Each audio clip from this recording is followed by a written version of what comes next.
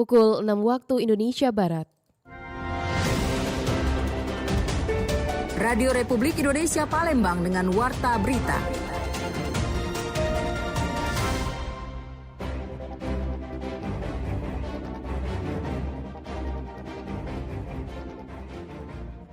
Gangguan kesehatan yang paling sering muncul pada anak-anak yaitu yang pertama hubungan langsung ke saluran nafas. Jadi misalnya ISPA, infeksi saluran pernapasan akut, ya seperti batuk, pilek, sakit tenggorokan. Titik yang kita buat sumur adalah masyarakat yang kesulitan untuk mendapatkan air bersih. Ya, yang selama ini tadi mungkin yang untuk MCK misalnya itu untuk minum itu dia harus ke sungai. Ya.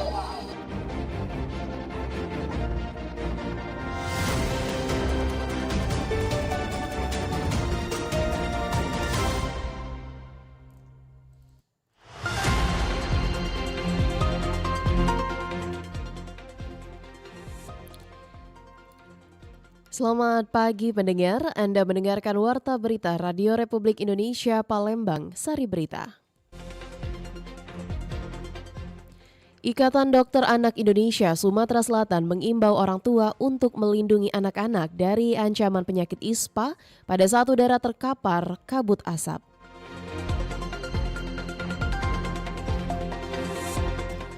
Kodam 2 Sriwijaya membangun sebanyak 34 titik sumur bor, salah satunya sumur bor di Kelurahan Sungai Selincah, Kecamatan Kalidoni.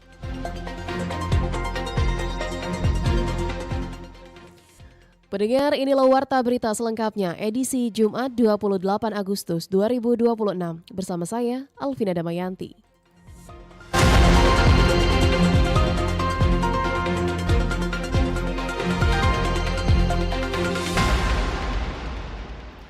Mengawali Warta Berita pagi hari ini, pendengar Ikatan Dokter Anak Indonesia Sumatera Selatan mengimbau orang tua untuk melindungi anak-anak dari ancaman penyakit ISPA pada saat udara terpapar kabut asap. Ikatan Dokter Anak Indonesia Sumatera Selatan mengimbau kepada orang tua untuk mewaspadai ancaman kabut asap akibat kebakaran hutan dan lahan yang dapat berdampak terhadap kesehatan anak. Kabut asap hasil pembakaran disebut mengandung partikel dan zat berbahaya bagi tubuh. Ketua IDAI Sumatera Selatan, Dr. Julius Anzar mengungkapkan partikel dalam asap berbahaya bagi sistem pernafasan, khususnya anak-anak yang mulai melakukan aktivitas di sekolah sejak pagi hari. Paparan asap terhadap anak-anak, menurut Julius, lebih terasa dampaknya dibandingkan orang dewasa. Julius mengatakan asap hasil pembakaran yang dihirup dapat mengakibatkan infeksi saluran pernafasan, batuk, pilek, dan sakit tenggorokan. Bahkan dampaknya akan lebih berbahaya bagi mereka yang mengidap asma yang dapat memicu sesak nafas. Selain gangguan pada sistem pernafasan, asap juga dapat menyebabkan mata perih, berair, dan gatal-gatal pada kulit.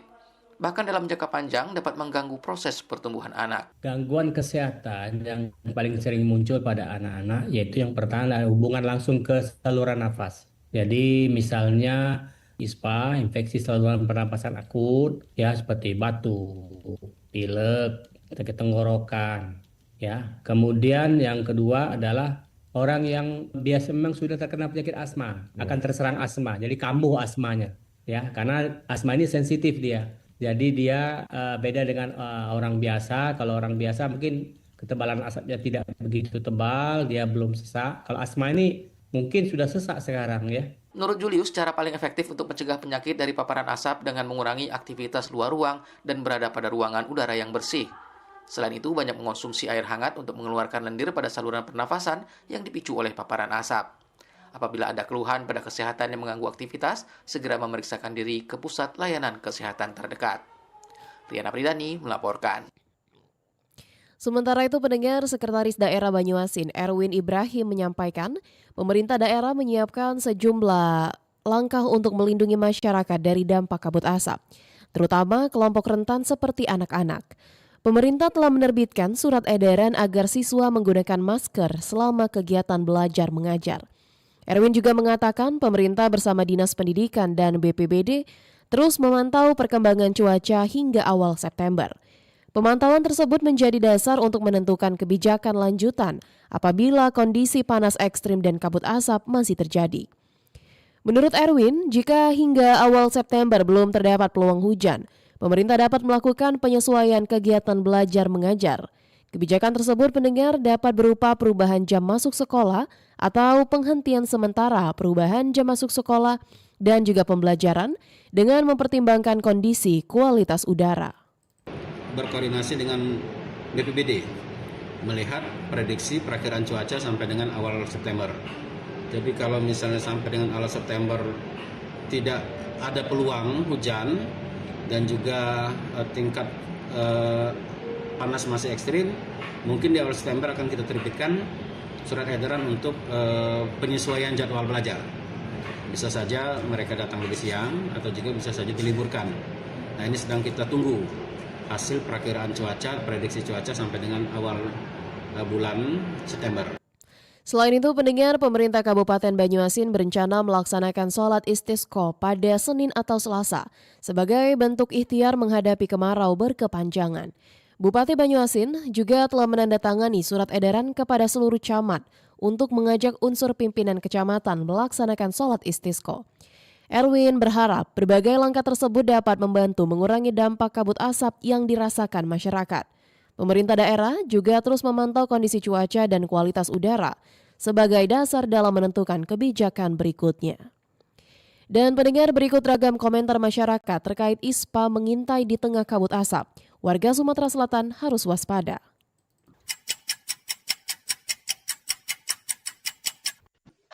Saya Azza dari Lorong Rawajaya. Kabut asap saat ini telah menyebar di Sumsel, terutama di Kota Palembang, dan juga hal ini bisa meningkatkan resiko ISPA, terutama untuk anak-anak dan lansia. Oleh karena itu, warga Sumsel sekarang ini perlu waspada dengan mengurangi aktivitas di luar ruangan jika tidak ada keperluan mendesak, dengan menggunakan masker dan juga memeriksakan diri, terutama jika mengalami gangguan pernapasan. Saya Tama, saya dari Pelaju. ISPA mengintai di tengah kabut asap, warga Sumatera Selatan harus waspada. Bertujuan ini untuk meningkatkan kewaspadaan masyarakat dan memberikan edukasi tentang perlindungan diri dari paparan asap, yang dimana diwajibkan seluruh masyarakat sebelum keluar rumah itu harus dalam kondisi memakai masker, memakai kacamata, ataupun alat pelindung diri yang lainnya supaya kita terhindar dari paparan asap dan kabut yang melebat tentunya. Saya Naila dan saya dari Talang Betutu. Mengingat kabut asap yang terjadi saat ini masyarakat memang sudah seharusnya lebih waspada ketika kabut asap sudah terjadi seperti saat ini, karena dampaknya bisa mengganggu kesehatan, terutama untuk pernapasan. Kalau harus beraktivitas di luar, sebaiknya menggunakan masker dan juga mengurangi aktivitas yang tidak terlalu penting. Selain itu, kita juga perlu memperhatikan informasi dari pemerintah supaya tahu kondisi udara dan juga bisa mengambil langkah yang tepat untuk melindungi diri dan juga keluarga. Dan selanjutnya pendengar, kita akan mendengarkan wawancara singkat Hairul Rizky bersama penanggung jawab program ISPA Pneumonia Dinas Kesehatan Provinsi Sumatera Selatan Murni SKM MSI. Kasus ISPA di Sumsel nih sejauh ini seperti apa, Bu? Kalau secara umum kami kan untuk saat ini yang kami pantau secara intens itu adalah laporan dari 9 kabupaten kota yang menjadi spot kebakaran hutan dan lahan. Ada Oki, Muara Ini, Banyuasin, Musi Banyuasin, Ogan Ilir, Pali, Musirawas, Lahat, dan Palembang sebagai kabupaten kota yang terdampak dari kebakaran hutan tersebut. Oke, kalau kita pantau tadi, Bu, seperti apa? Kalau kita pantau dari laporan mingguan ini memang terjadi peningkatan, tapi kami belum bisa menghitung berapa persen terjadinya peningkatan karena laporan mingguan kami kan hanya 9 kabupaten kota, sedangkan bulanan kan ada 17 kabupaten kota, jadi kami sulit untuk mengakumulasi berapa persen terjadinya peningkatan pada saat bulan Agustus ini di Provinsi Sumatera Selatan. Oke. Tapi untuk kabupaten kota yang terdampak kami bisa sebutkan angka kumulatifnya. Penyebabnya kabut asap karhutla ini sudah sejak kapan Bu kalau pantauan Dinkes Bu? Kalau kami sudah kabut asap ini kan sebenarnya kalau di kabupaten kota itu sudah mulai Juli itu sudah ada. Kalau kita lihat dari laporan BPBD yang khususnya ya yang memantau spot-spot kebakaran hutan. Kalau kami kan istilahnya itu hilirnya akibat dari kebakaran hutan itu sendiri, bukan hulunya. Kalau hulunya kan ada lingkungan hidup BPBD dan termasuk tadi mungkin BMKG tadi yang memantau suhu ataupun situasi udara kita. Nah, kalau kami bagian hilirnya akibat dari itu. Nah, kami kalau kita lihat ini terutama ini kita kan yang jadi pemantauan khusus nih Kota Palembang nih yang tidak ada kebakaran tapi asapnya luar biasa dan ini menjadi penilaian secara nasional kan dilihat Kota Palembang tuh gelap Sumsel bencana asap gitu kan yang dilihat kan Kota Palembang. Kalau Kota Palembang itu sendiri kita rasakan per tanggal 23 Agustus kemarin. Pas tanggal 23 itu baru banyak. Kalau sebelumnya kan tidak begitu mengganggu kan, masih hijau gitu. ISPU-nya pas tanggal 23 itu Palembang kayaknya nggak turun-turun, selalu di atas 100.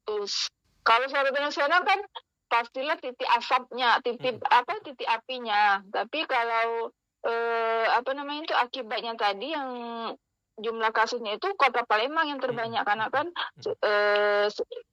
selain penduduknya banyak, luas wilayahnya juga sangat berbatasan dengan kabupaten kota yang terjadi karhutla tadi. Baik, terima kasih Bu Murni, penanggung jawab program ISPA Pneumonia Dinas Kesehatan Provinsi Sumatera Selatan.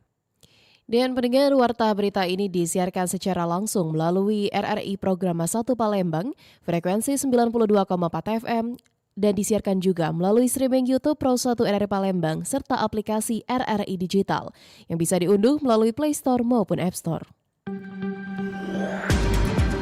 Anda masih bersama Warta Berita RRI Palembang.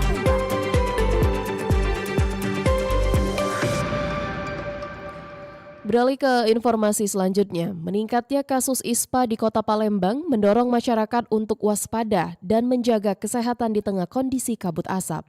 Kasus infeksi saluran pernapasan akut atau ISPA di Kota Palembang meningkat seiring kondisi kabut asap. Masyarakat dihimbau mewaspadai gejala seperti batuk, pilek, dan sesak napas, serta segera memeriksakan diri ke fasilitas kesehatan.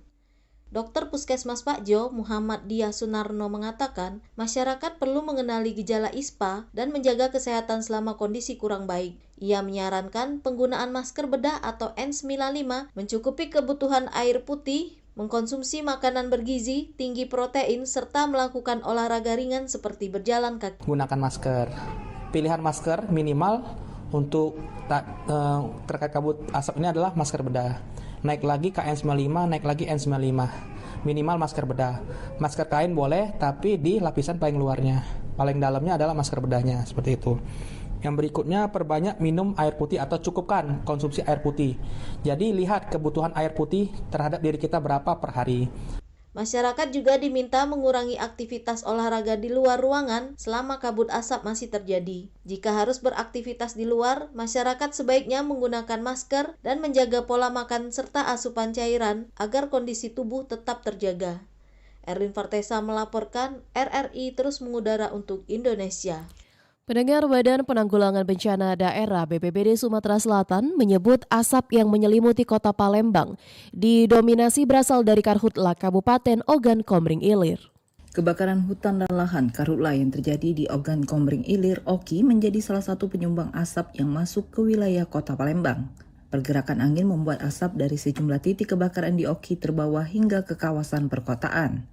Kepala Badan Penanggulangan Bencana Daerah BPBD Sumatera Selatan, Iqbal Ali Sabana menyebutkan, daerah yang menjadi sumber asap di Kabupaten Oki diantaranya Kecamatan Cengal, Tulung Selapan, dan Kecamatan Pangkalan Lampam.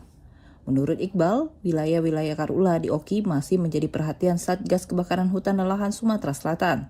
Upaya pemadaman di sejumlah titik daerah terus dilakukan agar karhutla semakin tidak meluas hingga membuat asap semakin pekat dan membahayakan masyarakat. untuk indeks pencemaran udara ISPU di Kota Palembang dan di 9 kota lainnya di Sumatera Selatan. Hanya 2 kota yang masih dalam kategori baik, yaitu di Musirawas dan Maluku Selatan.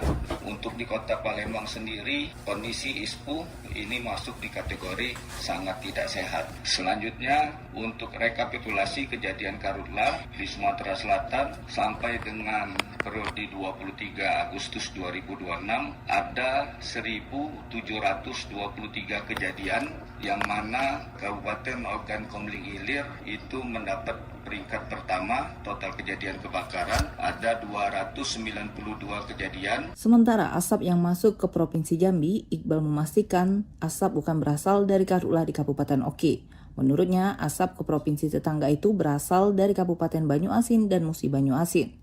Iqbal menjelaskan kekeringan ekstrim di puncak musim kemarau ini membuat penanganan dan pemadaman karhutla terkendala di wilayah Sumatera Selatan. Beberapa lokasi pemadaman mengalami kesulitan sumber air. RRI Palembang, Nova Ariana melaporkan terus mengudara untuk Indonesia.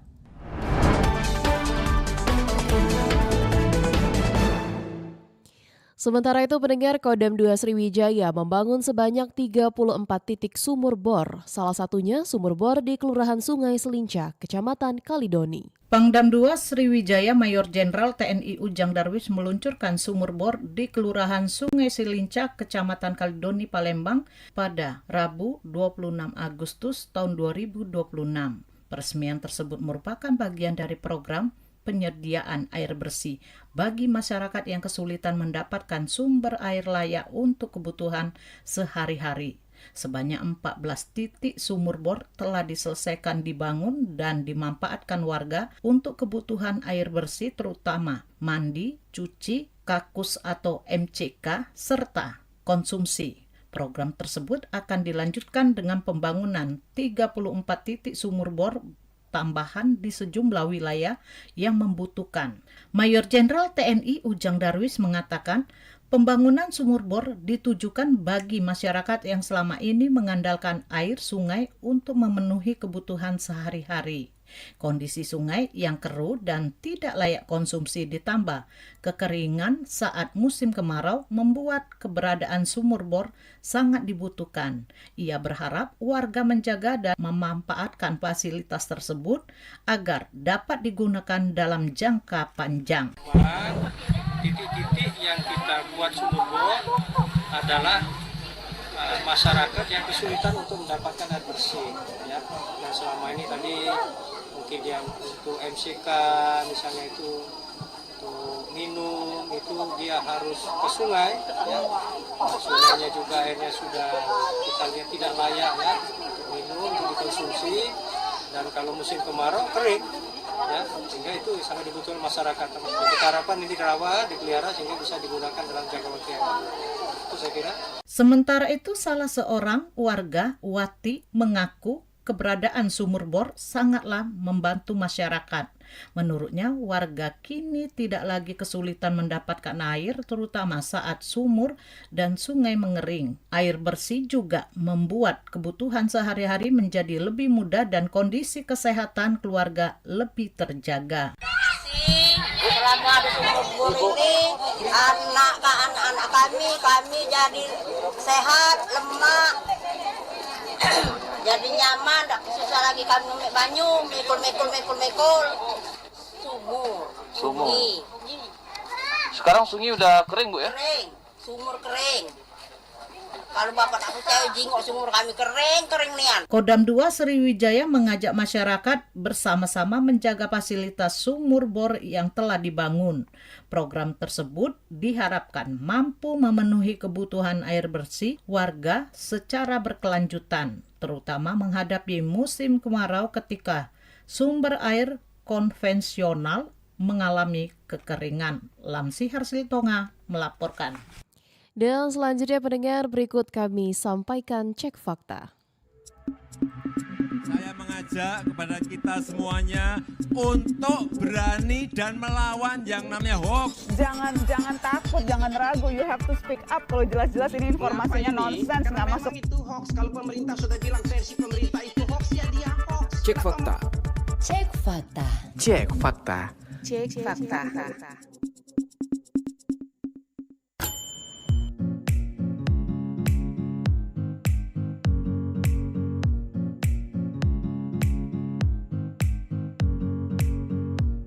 Selamat pagi pendengar, Cek Fakta edisi hari ini, Jumat 28 Agustus 2026 bersama saya Muhammad Irfan. Berikut Cek Fakta selengkapnya. Ketua Presidium Malvindo Septiaji Eko Nugroho mengatakan, unggahan mengenai Presiden Prabowo menetapkan kondisi darurat adalah tidak benar alias hoax. Video yang diunggah akun YouTube kajian online itu ramai diperbincangkan setelah tersebar luas melalui media sosial. Septiaji mengatakan, narasi video dibuat seolah Presiden Prabowo sedang mengumumkan kondisi darurat kepada masyarakat Indonesia. Dalam tayangan tersebut terlihat sejumlah pejabat mengikuti pertemuan bersama di sebuah meja bundar besar. Menurut Septiaji, pihaknya telah melakukan penelusuran terhadap video berdurasi sekitar 11 menit yang beredar tersebut. Ia menjelaskan video sebenarnya merupakan dokumentasi rapat terbatas atau ratas Presiden Prabowo di Hambalang Sabtu 2 Mei 2026.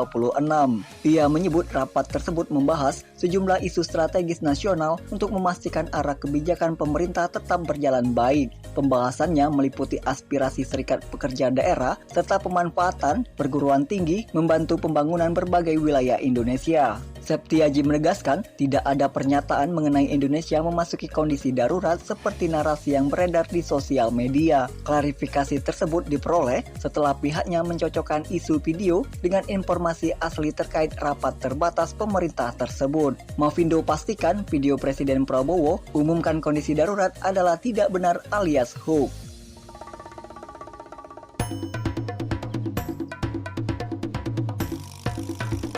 Cek Fakta. Cek fakta selanjutnya, Ketua Presidium Malvindo Septiaji Eko Nugroho menegaskan informasi Rusia akan membangun pangkalan militer di Papua tidak benar alias hoax. Ia menyampaikan klarifikasi tersebut merujuk pada penjelasan resmi Kementerian Pertahanan Republik Indonesia terkait isu yang beredar. Ia menjelaskan konten tersebut muncul di Facebook dengan narasi Rusia akan membangun pangkalan militer di Papua. Konten ini menarik perhatian publik dengan sekitar 500 tanda suka serta dibagikan sekitar 10 kali oleh pengguna. Kondisi tersebut mendorong Malvindo melakukan penelusuran melalui mesin pencarian Google menggunakan kata kunci terkait isu tersebut. Hasil pencarian menunjukkan adanya klarifikasi yang dimuat oleh media kompas.com terkait kabar yang beredar. Berita tersebut terbit pada April 2025 dan membahas kebenaran isu pembangunan pangkalan militer Rusia di Papua. Dalam pemberitaan tersebut, Kementerian Pertahanan membantah adanya rencana menjadikan Lanut Manuhua sebagai pangkalan militer Rusia. Septiaji mengatakan, Kepala Biro Informasi Pertahanan Setjen Kemenhan Brigjen TNI Frigga menegaskan informasi tersebut tidak benar alias hoax. Ia juga memastikan tidak ada kerjasama pembangunan pangkalan militer asing di wilayah Indonesia sebagaimana isu yang beredar. Jadi Malvindo tegaskan isu pangkalan militer Rusia di Papua tidak benar alias hoax.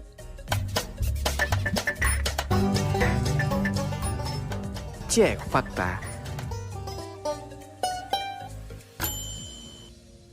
Beralih ke cek fakta selanjutnya, Ketua Masyarakat Anti Fitnah Indonesia atau Malvindo menegaskan informasi mengenai status baru aparatus sipil negara atau ASN bagi P3K tidak benar alias hoax. Ia menyampaikan klarifikasi tersebut merujuk pada penjelasan resmi Badan Kepegawaian Negara atau BKN terkait isu yang beredar. Ketua Malvindo itu menjelaskan konten tersebut muncul di Facebook dengan narasi P3K tidak hilang dan memiliki status baru. Konten itu menarik perhatian publik karena banyak disukai dan dibagikan oleh pengguna media sosial. Ketua Malvindo, Septiaji Eko Nugroho mengungkapkan, pihak penggugat juga menyebut informasi tersebut disampaikan langsung oleh Wakil Kepala BKN kepada publik. Ia juga mengklaim masa depan pegawai pemerintah dengan perjanjian kerja atau P3K akan segera diperkuat oleh pemerintah. Kondisi tersebut mendorong Malvindo melakukan penelusuran melalui mesin pencarian dengan kata kunci terkait isu tersebut. Hasil pencarian menunjukkan adanya klarifikasi resmi Badan Kepegawaian Negara yang membantah informasi tersebut. Septiaji mengatakan hingga kini ASN hanya terdiri dari pegawai negeri sipil atau PNS dan P3K sesuai aturan yang berlaku. Hal ini juga ditegaskan oleh Kepala Biro Hukum dan Komunikasi Publik BKN Wisudo Putra Nugroho. Ia membantah informasi tersebut merupakan konten keliru yang berpotensi membingungkan masyarakat luas. Karena itu, masyarakat dihimbau lebih berhati-hati dan melakukan verifikasi informasi. Jadi Mavindo tegaskan isu status baru P3K tidak benar alias hoax. Pendengar, itulah Cek Fakta edisi hari ini, Jumat 28 Agustus 2026 bersama saya Muhammad Irfan. RRI terus mengudara untuk Indonesia. Saya mengajak kepada kita semuanya untuk berani dan melawan yang namanya hoax. Jangan takut, jangan ragu. You have to speak up kalau jelas-jelas ini informasinya nonsens, nggak masuk. Itu hoax. Kalau pemerintah sudah bilang versi pemerintah itu hoax, ya dia hoax. Cek fakta. Cek fakta. Cek fakta. Cek fakta.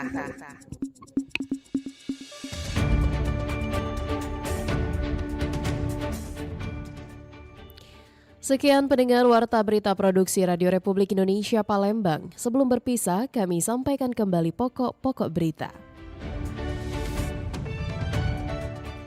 Kantor Pelayanan Pemenuhan Gizi Palembang mencatat program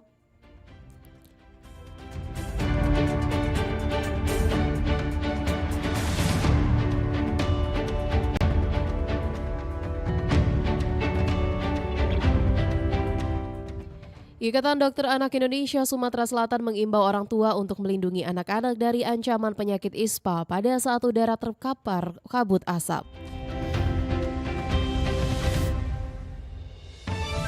Kodam 2 Sriwijaya membangun sebanyak 34 titik sumur bor, salah satunya sumur bor di Kelurahan Sungai Selincak, Kecamatan Kalidoni.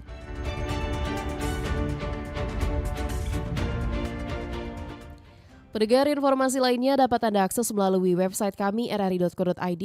Kami juga membuka ruang aspirasi bagi Anda untuk menyampaikan peristiwa yang berada di sekitar Anda. Melalui line WhatsApp dan SMS di 0821 7927 9090. Mewakili kerabat kerja yang bertugas, saya Alvina Damayanti, undur diri dan sampai jumpa.